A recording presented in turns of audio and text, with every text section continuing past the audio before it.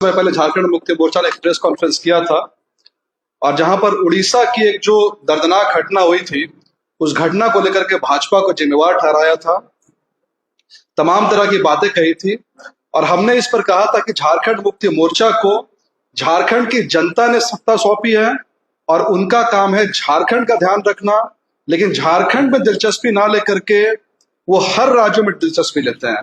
कर्नाटक की बात करते हैं, महाराष्ट्र की बात करते हैं, जापान की बात करते हैं, पर झारखंड की बात वो बिल्कुल नहीं करते। और हमने बार बार कहा है कि आप झारखंड पे फोकस रहिए।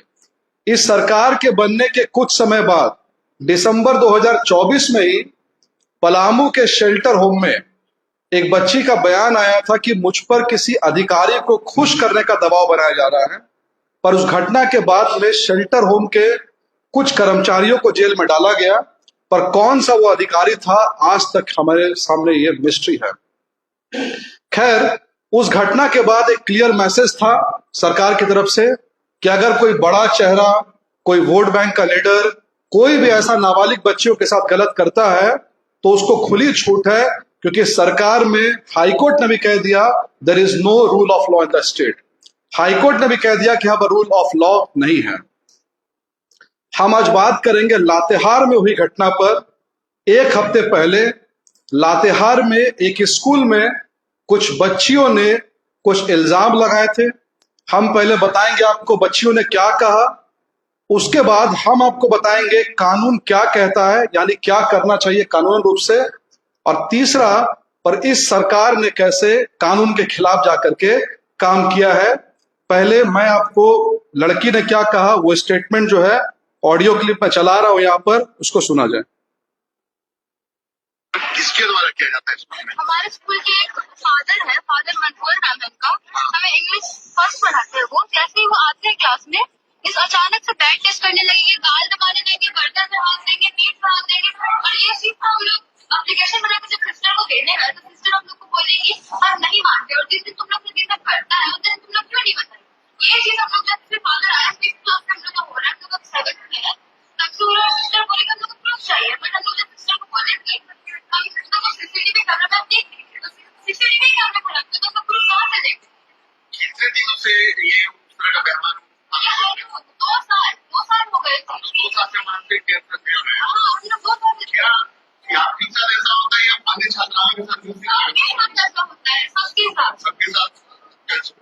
हाँ, सबको जो बैग टेस्ट होता है ना, खुद टेस्ट बैग टेस्ट होता है किसी आप मना नहीं करते कि सर हम काफी हम लोग मुंह बना लेते हैं, फादर को बोलते हैं, फादर को पैसे का सिर में मारते हैं, कभी डस्टर से मार देते हैं हाथ में। मारपीट भी करते हैं?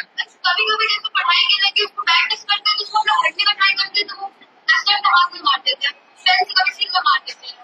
वैसे हम लोग बोलते हैं तो फादर बोलते हैं कि तुम लोग ज्यादा बोलते हैं, तुम लोग रेस्पेक्ट नहीं करते टीचर का। अगर इस टाइम पे टीचर हो तो फिर कैसे करेंगे? आप लोग शिकायत करते हैं? इन पर हम लोग ये सिस्टर डायरेक्ट बोलेंगे हम नहीं मानते, प्रूफ चाहिए। कैमरा ही ठीक नहीं है तो प्रूफ आ जाए। क्या आप लोग का शारीरिक और मानसिक टॉर्चर किसके द्वारा किया जाता है स्कूल में? हमारे स्कूल के एक फादर है, फादर मनोहर नाम है उनका। हमें इंग्लिश फर्स्ट पढ़ाते हैं वो। इस ऑडियो में लड़की जो बात कह रही है उसमें कुछ चीजें नोटिस करने लायक है। सबसे पहला लड़की ने कहा कि पिछले 2 साल से क्लास 5 से ये स्टार्ट हुआ और आज हम क्लास 7th में है, यानी 2 साल से उस लड़की के साथ में मॉलेस्ट हो रहा है। नंबर 2, लड़की ने कहा मैं अकेली नहीं, हम सभी के साथ ऐसा हो रहा है। नंबर 3, लड़की ने साफ किया कि मुझे पता है गुड टच और बैड टच क्या होता है, यानी लड़की को समझाने की जरूरत नहीं है, साफ साफ कह रही है कि गाल पे, पीठ पे, अन्य जगहों पर रख करके लड़कियों को सेक्सुअल हरास किया जाता था। नंबर 4, लड़कियों ने एप्लीकेशन, रिटर्न एप्लीकेशन दिया हुआ सिस्टर को, पर उसके बाद भी कोई कार्रवाई जो वो नहीं हुई और इसके बाद बच्चियां परेशान होकर, हताश होकर अपने अधिकार की लड़ाई लड़ने के लिए डिस्ट्रिक्ट कलेक्टर के ऑफिस चली गई। आज 1 हफ्ता हुआ है। मैं अब इस पे थोड़ा सा कानूनी प्रक्रिया पे जाऊंगा कि कानून इसको लेकर के क्या कहता है। मेरे पास में पॉक्सो की किताब है। जब भी किसी बच्ची के साथ में सेक्सुअल असॉल्ट, सेक्सुअल हरासमेंट, कोई भी सेक्सुअल ऑफेंस अगर नाबालिग बच्ची के साथ होता है तो कानून उसमें क्या कहता है। मैं इसमें आपको 2 सेक्शन और एक सुप्रीम कोर्ट का केस बताऊंगा और उसके बाद साबित करूंगा कि कैसे इस सरकार ने कानून की धज्जियां उड़ाई है। पॉक्सो का सेक्शन 19 साफ साफ कहता है, बस मैं थोड़ा सा ब्रीफ करूंगा इस पे, not withstanding anything content in CrPC, any person who has apprehension that an offense under this act is likely to be committed or has knowledge that offense has been committed shall provide the information to special juvenile police or the local police, and the local police without unnecessary delay within a period of 24 hours report the matter to child welfare committee and special court।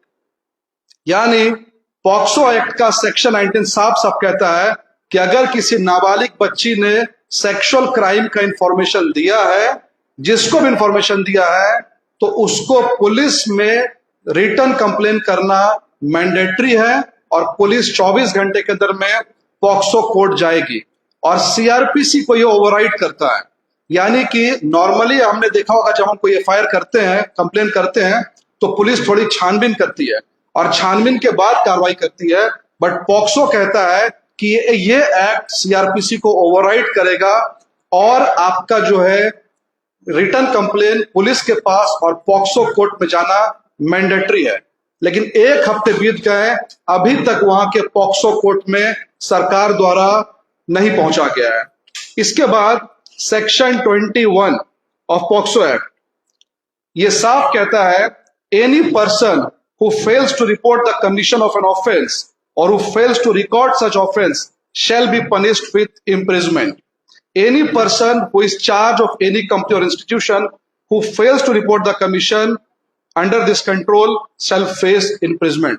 यानी अगर किसी पदाधिकारी के पास लड़की ने की सूचना आ गई, नॉलेज, मैं नहीं कह रहा हूं कि रिटर्न गया है, सिर्फ नॉलेज आ जाए और अगर उसने पॉक्सो कोर्ट को इन्फॉर्म नहीं किया है तो उसके लिए 6 महीने और 1 साल की सजा का प्रावधान है। यानी आपको पॉक्सो कोर्ट में जाना ही जाना है और पॉक्सो कोर्ट डिसाइड करेगा कि वाकई में कुछ हुआ है या फिर नहीं हुआ है।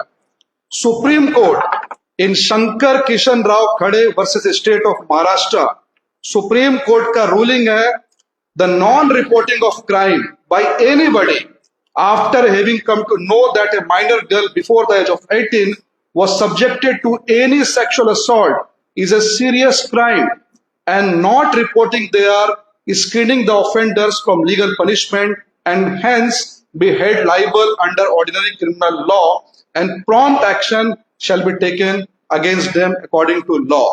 यानी पॉक्सो एक्ट का सेक्शन 19, सेक्शन 21 और सुप्रीम कोर्ट ने साफ साफ कहा है कि अगर आपके पास कोई नॉलेज आ जाए, आपके ध्यान में आ जाए कि किसी बच्ची के साथ में सेक्सुअल क्राइम हुआ है, तो आपको पॉक्सो कोर्ट के अंदर जाना है। यानी जो बच्चियों के साथ में 2 साल से हुआ, बार बार हुआ, इसके लिए की इंस्टीट्यूशंस है, सबसे पहला पॉक्सो कोर्ट, सेकेंड की इंस्टीट्यूशन है चाइल्ड वेलफेयर कमेटी, तीसरा इंस्टीट्यूशन है जुवेनाइल जस्टिस बोर्ड और चौथा है जुवेनाइल पुलिस। लेकिन 1 हफ्ते बीत जाने के बाद भी किसी भी इस 4 इंस्टीट्यूशन ने इस केस में एंट्री नहीं की है।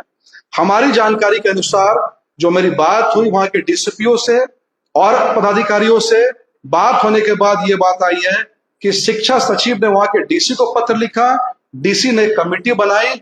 मैं पूछना चाहता हूं कि पॉक्सो एक्ट के किस सेक्शन में सेक्सुअल क्राइम, सेक्सुअल ऑफेंस की जांच की जवाबदेही शिक्षा सचिव के पास में है या डिस्ट्रिक्ट कलेक्टर के पास में है? क्या शिक्षा सचिव, डिस्ट्रिक्ट कलेक्टर या लातेहार के एसपी अपने आप को कोर्ट से ऊपर समझने लगे हैं?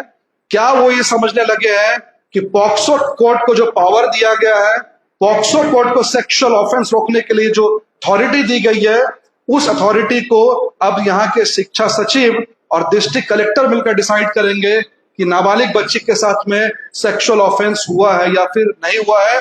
तो हमारी मांग बिल्कुल साफ है, सरकार जल्द से जल्द एफआईआर दर्ज करे, पॉक्सो कोर्ट में मामले को लेकर के जाए।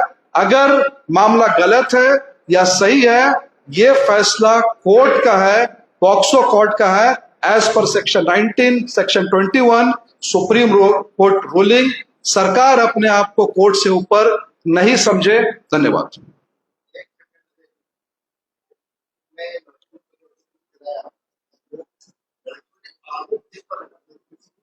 स्पेसिफिक उन्होंने एक फादर का नाम भी लिया है और संभवतः झारखंड मुक्ति मोर्चा की जो सरकार है वो वोट बैंक पॉलिटिक्स को बचाने के लिए संभवतः वहां पर एक फादर का नाम आ गया है, तो उनको बचाने के लिए दाया बाया करके, मैं आपको एक रियल इंसिडेंट बताता हूं। आज से 2 साल पहले अरगोड़ा में खून से लथपथ एक बच्चा पाया गया था। उस बच्चे का एफआईआर करने के लिए सीएम को ट्वीट करना पड़ा और उसके बाद 15 दिन के बाद वो एफआईआर दर्ज हुआ था। बच्चे के केस में झारखंड पुलिस का रवैया बहुत ही साफ है, वेल नोन है, कोशिश करती है किसी तरह से बचने की, बचाने की, और इस पर्टिकुलर केस में भी यही हो रहा है।